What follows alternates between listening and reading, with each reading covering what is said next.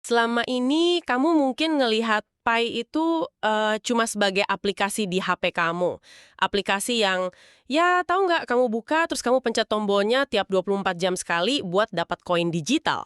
Bayangin kalau aplikasi yang sama ini, yang selama ini kayaknya cuma buat ngumpulin poin doang, ternyata diam-diam lagi ngebangun infrastruktur raksasa. Infrastruktur yang skalanya itu jauh dari sekadar koin-koinan. Infrastruktur buat jadi bursa keuangan yang utuh, tempat investasi, bahkan jadi bank. Nah ini intinya, tanpa CEO yang ngatur di atas sana. Nggak ada gedung kantor pusat yang megah di distrik keuangan gitu. Dan pastinya tanpa campur tangan otoritas perbankan tradisional. Kita di sini nggak lagi ngomongin angan-angan atau peta jangan 5 tahun ke depan loh ya. Ini bukan sekedar janji manis di white paper. Kita ngebahas kode aktual yang udah ditulis, yang udah diunggah, mari kita bedah ini. Tinggalkan komentar terbaiknya untuk Yasdar TV, lebih berkembang dan berkualitas. Biasakan selalu mencari informasi dan berita lain sebagai referensi dan pembanding untuk menguji kebenaran informasi yang admin sajikan. Yasdar TV bersama Anda tetap mengudara.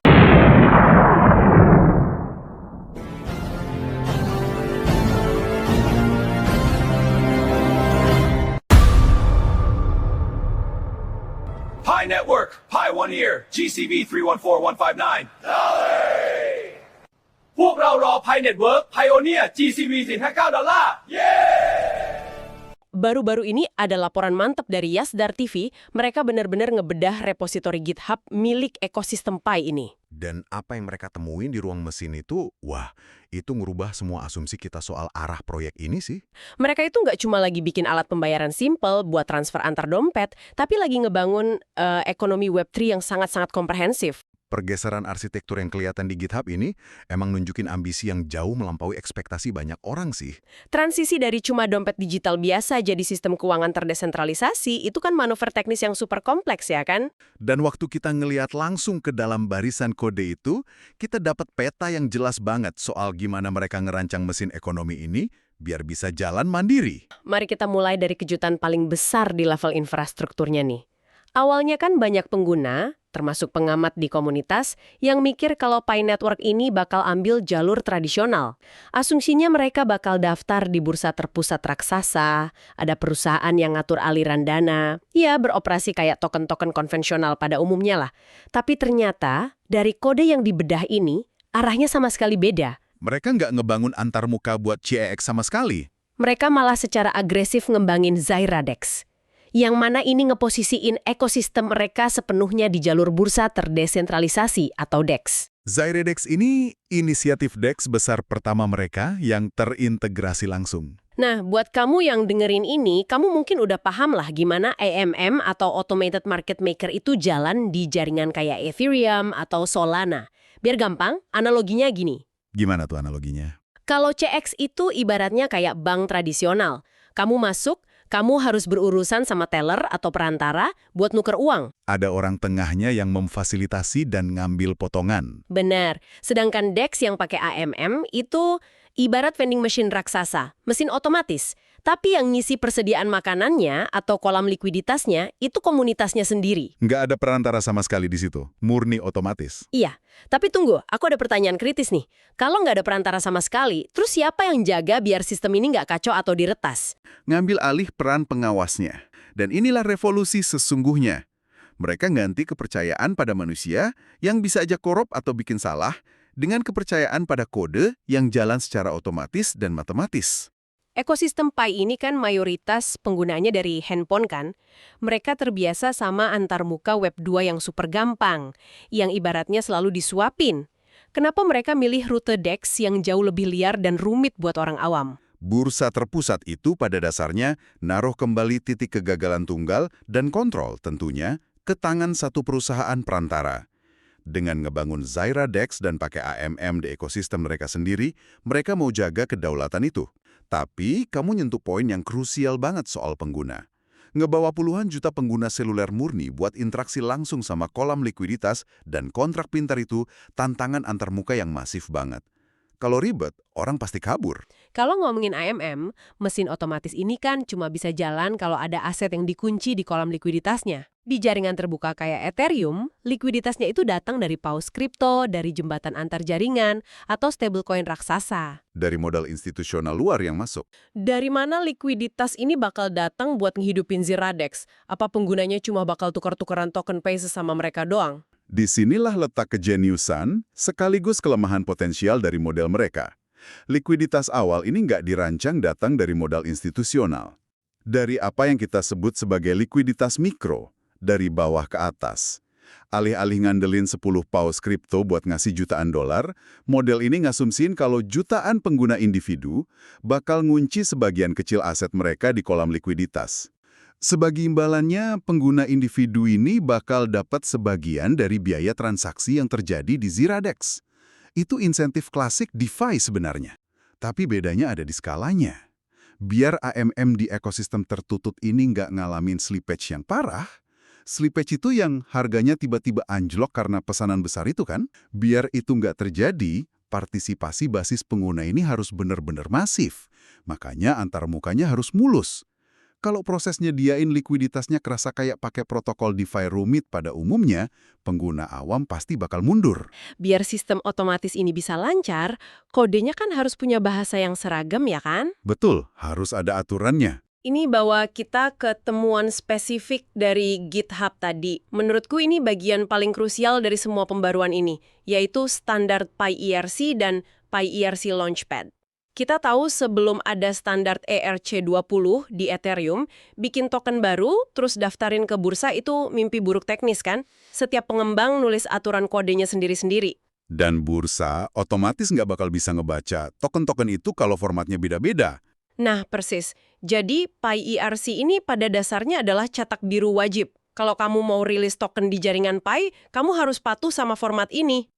Karena standarisasi itu fondasi dari komposabilitas di dunia Web3. Tanpa standar PyERC, Ziradex ini cuma bakal jadi pulau terisolasi.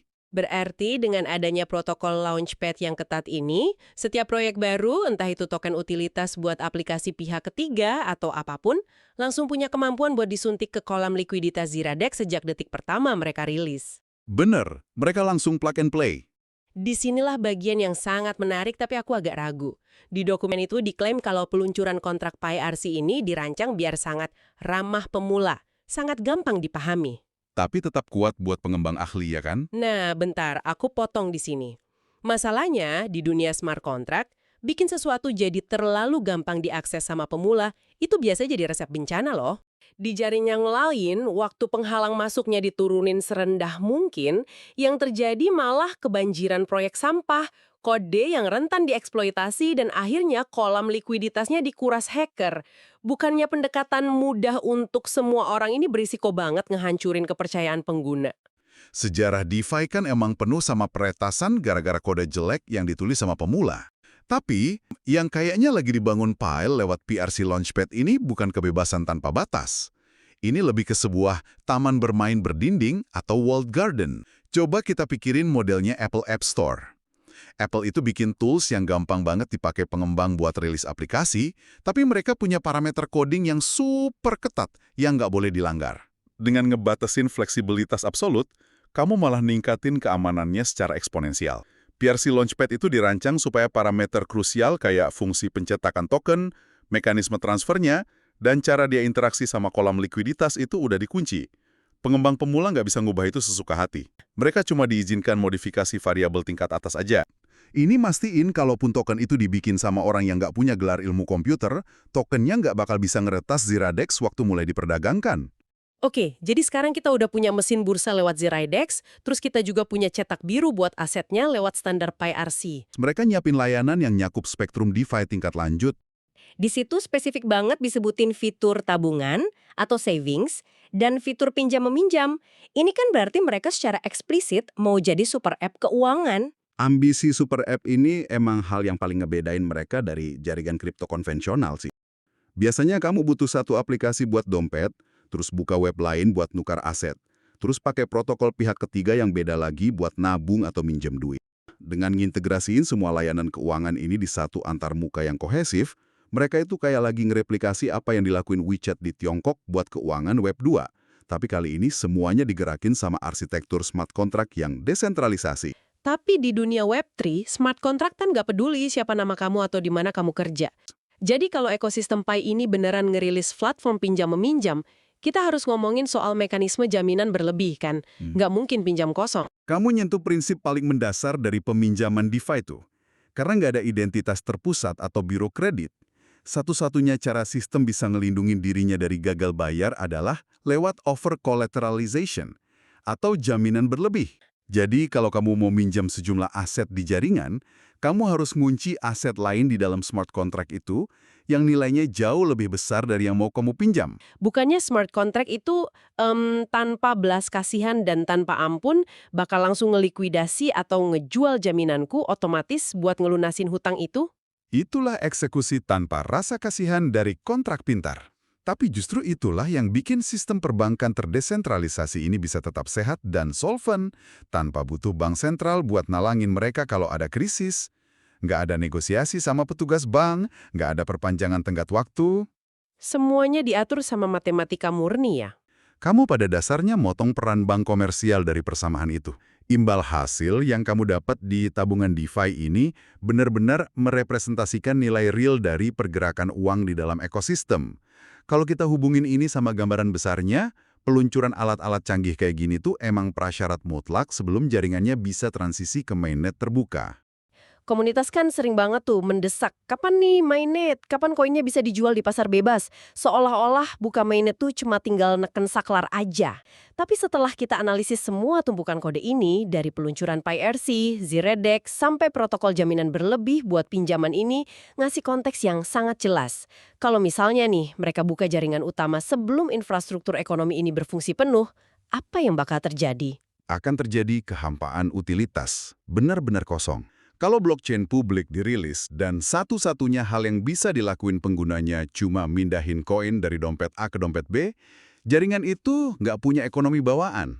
Nggak ada alasan buat nahan asetnya selain buat spekulasi murni.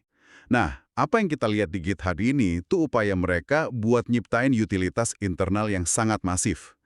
Kalau kamu punya alat buat nabung dengan imbal hasil beneran, bisa minjem buat kebutuhan di dalam ekosistem, dan bisa dagang di antarmuka yang standar. Kamu nyiptain apa yang disebut velocity of money, atau perputaran uang.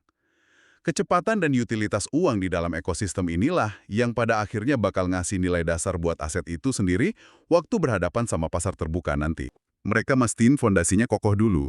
Melihat kompleksitas fungsionalitas di kode-kode itu, masa pengujiannya pasti bakal butuh waktu yang krusial banget. Karena satu bug kecil aja di mekanisme likuidasi pinjaman atau celah sedikit di EMM itu bisa nguras jutaan dolar dari jaringan. Transisi yang aman dari Web 2 ke Web 3 itu nggak bisa dan nggak boleh diburu-buru. Kita mulai dari analisis kode yang ngebongkar kalau Pi ini nggak lagi nyiapin diri jadi figuran di bursa terpusat konvensional. Tapi malah ngebangun infrastruktur bursanya sendiri pakai ZeroDex. Bener, yang sepenuhnya digerakin AMM otomatis. Terus kita juga ngebedah gimana mereka mecahin masalah keamanan sama standarisasi lewat PyRC Launchpad. Sebuah langkah strategis pakai taman bermain berdinding tadi ya. Iya, buat nyimbangin inovasi pemula tapi dengan keamanan kelas berat pakai template kontrak pintar yang kaku. Dan di puncaknya kita lihat gimana semua infrastruktur ini dipakai buat nopang ambisi raksasa mereka, super app keuangan. Lengkap dengan layanan perbankan kayak pinjaman dan tabungan tanpa perantara. Sebelum admin lanjutkan, bagi sahabat yang memerlukan baju kebesaran Pi Network, silakan untuk melakukan pemesanan dan sekaligus check out pada sejumlah link yang telah admin sematkan di kolom deskripsi.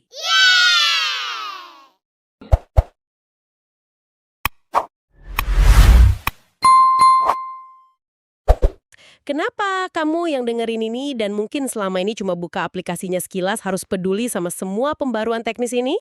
Karena yang lagi kita saksikan ini tuh perakitan mesin ekonomi masa depan.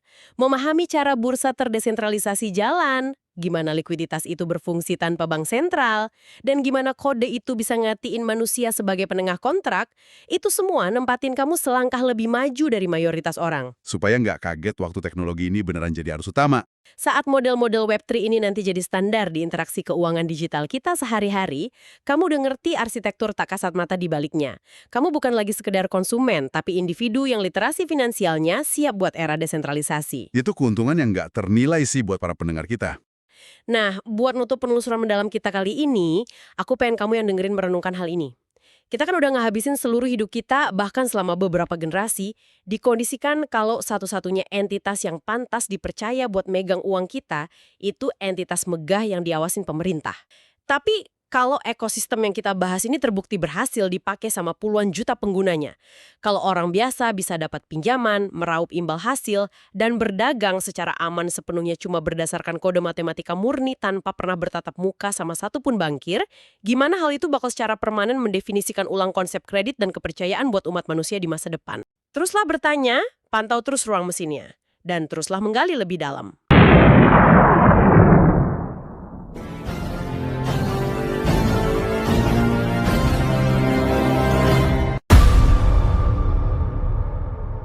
Pi Network, Pioneer, GCV 314159 พวกเรารอ Pi Network Pioneer GCV 459 ดอลลาร์ เย้